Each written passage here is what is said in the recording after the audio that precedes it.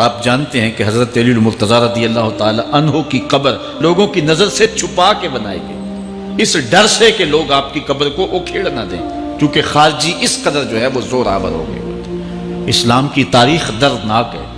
حضور علیہ السلام فرماتے ہیں جتنے دکھ مجھے دیے گئے کسی کو نہیں دیے گئے، کسی نبی کو نہیں پہنچے۔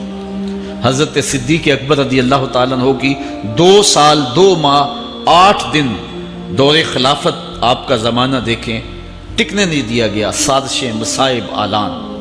حضرت سیدنا عمر رضی اللہ تعالیٰ عنہ کو شہید کیا گیا، حضرت عثمان غنی رضی اللہ تعالیٰ عنہ پہ 40 دن پانی بند رکھا گیا اور پھر انہیں شہید کیا گیا۔ حضرت مولا کائنات شہید کیے گئے، حضرت امام حسن کو زہر دیا گیا، حضرت امام حسین کو بچوں کے سامنے ذبح کر دیا گیا، حضرت امام اعظم ابو حنیفہ کی وفات جیل میں ہوئی ہے، امام احمد بن حنبل کے بدن پہ اتنے کوڑوں کے نشان تھے کہ جب قمیض اٹھاتے تھے تو ہر جگہ کوڑوں کے نشان ہی نظر آتے۔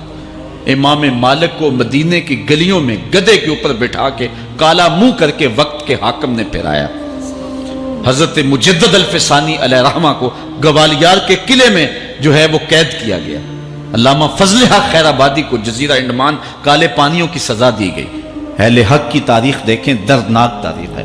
آج بھی کابل میں، کندھار میں، قلعہ جنگی میں، دشت لیلہ میں، تورا بورا میں، تکریت میں، موصل میں، بغداد میں، کشمیر میں، غزہ میں، یہاں برما میں دیکھو کون سی قیامت نہیں توڑی جا رہی ہے۔ ہمارے ساتھ ماضی دیکھیں تو ہمیں بغداد کی وہ دردناک کہانی سامنے آتی ہے جب انسانی کھوپڑیوں کا مینار تعمیر کیا جا رہا ہے اور منگول سردار نے اپنی فوج کو حکم دیا تھا کہ جو کسی مسلمان کا سر نہیں لائے گا اس کا سر کاٹ کے اس مینار پہ لگائیں گے۔ پھر لوگ پیسے لے کے پھرتے تھے کہ مسلمان کا پتہ دے اور اس کی کھوپڑی کاٹی جائے۔ کچھ لوگ جان چھپانے کے لیے تہ خانوں میں گھس گئے، پھر دجلہ کا بند توڑا گیا، 1.25 لاکھ لاشیں ہم نے تہ خانوں سے نکالی تھی۔ اندلس کی تاریخ پڑھیں، ہمارے ساتھ جو قیامت توڑی گئی۔ مصر کے اندر 30,000 فاطمی وہ شہید کیے گئے۔ غریب و سادہ و رنگی ہے داستان حرم، نہایت اس کی حسین اور ابتدا ہے اسماعیل۔ یہ اسلام کی تاریخی درد سے، خون سے بھری پڑی ہے۔ تو حضرت مولا کائنات سیدنا علی المرتضیٰ رضی اللہ تعالی عنہ کو اس وقت اگر خدا کہنے والے بدبخت تھے تو ان کو شہید کرنے والے اور اس ڈر سے کہ ان کی قبر کو کھیڑ نہ دیا جائے، خارجی اتنے زور آور ہیں تو ان کو جو ہے وہ لوگوں کی نظروں سے چھپا کر کے جو ہے وہ رکھا گیا۔ اور ایک دور وہ بھی آیا کہ ممبروں پہ بیٹھ کے مولا علی کو گالیاں دی جاتی تھی۔ یہ تاریخ میں یہ دور بھی آیا، آپ پڑھیں تاریخ، بنو امیہ کا ایسا دور بھی دنیا نے دیکھا ہے۔ اسی لیے حضور نے فرمایا تھا من سب علیٰ فقد سبنی، جس نے میرے علی کو گالی دی اس نے مجھے گالی دی۔ اور لوگوں نے ممبروں پہ بیٹھ کے باقاعدہ حکومت کی طرف سے یہ جو ہے وہ قانون تھا کہ تمہارا خطبہ مکمل نہیں ہوگا جب تک علی کو گالی نہیں دو گے۔ یہ لمحے بھی آئے جب اس دور میں دشمن علی موجود تھے، مبغضین موجود تھے اور افراط محبت میں رکھنے والے موجود تھے۔ تو یہ دور تو اسلام کا حضور کے دور سے 1400 سال پیچھے ہے، تو یہاں بغض رکھنے والے بھی موجود ہیں۔ اس عنوان کے ساتھ اگر عنوان چھیڑوں تو یہ لمبی گفتگو ہو جائے گی، یہ میرا موضوع نہیں ہے، لیکن اتنی بات میں کہوں گا، اللہ کا شکر ادا کرو، اللہ نے تجھے اہل بیت کے در کا بھی غلام بنایا ہے اور صحابہ کا بھی غلام بنایا ہے۔ کچھ لوگ صحابہ کا نام لے کے اہل بیت کو برا کہتے ہیں، کچھ اہل بیت کا نام لے کے صحابہ کے خلاف بکواس کرتے ہیں۔ ہمارے بزرگ فرمایا کرتے تھے صحابہ نبی کے در والے ہیں، اہل بیت نبی کے گھر والے ہیں۔ ہم کہتے ہیں گھر والوں تجھے بھی ہمارا سلام، در والوں تجھے بھی ہمارا سلام۔ ہم در والوں کو بھی سلام کرتے ہیں، گھر والوں کو بھی سلام کرتے ہیں۔ کسی نے حضور خطیب الاسلام سے پوچھا تھا کہ حضرت عائشہ افضل ہیں یا حضرت فاطمہ افضل ہیں؟ پوچھنے والے نے تو صاحبزادہ صاحب کو پھنسانا چاہا تھا، لیکن جن کے عقیدے صاف وہ پھنستے نہیں ہیں، ان کے عقیدے واضح ہوتے ہیں۔ تو حضرت صاحبزادہ نے فرمایا کہ میاں اگر دیکھو بیٹی ہونے کی حیثیت سے تو فاطمہ بیٹی ہے نبی کی اور عائشہ بیٹی ہے ابو بکر کی۔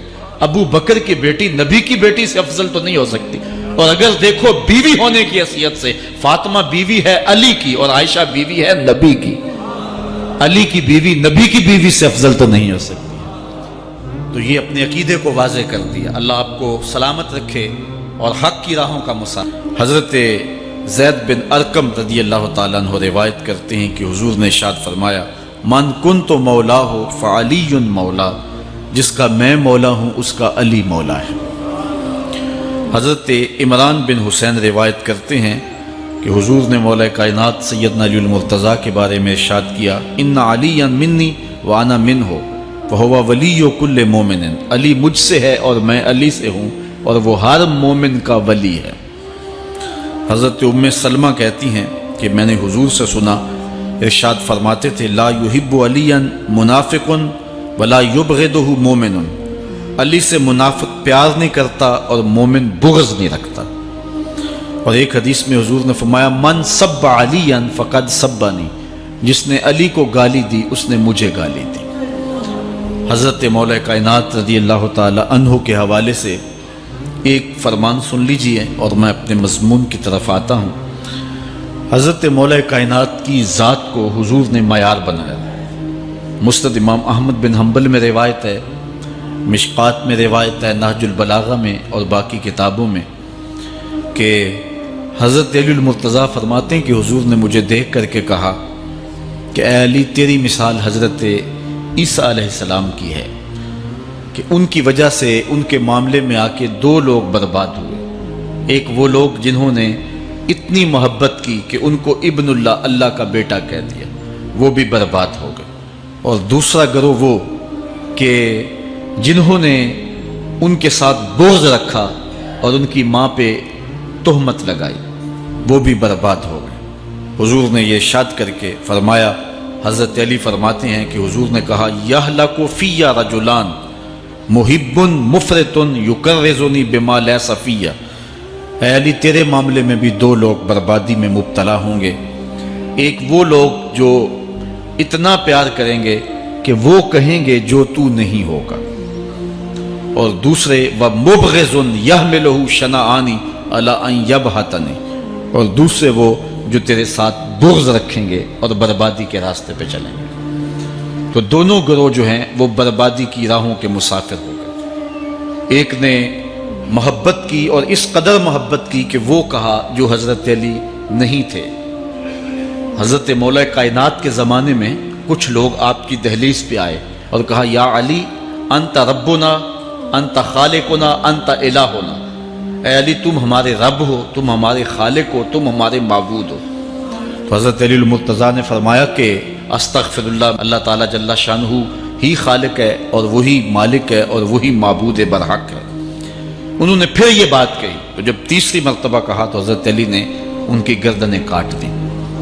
تو یہ آج بھی لوگ موجود ہیں ہمارے ملک میں، ہمارے ضلع میں لوگ ہیں جو علی اللہ کا نعرہ لگاتے ہیں، اور یہ بدترین لوگ ہیں اور معاشرے کی تل چھٹ ہیں، اور یہ محبت میں گمراہ ہو گئے اور انہوں نے حضرت علی المرتضیٰ کو خدا اور الہ کہہ دیا۔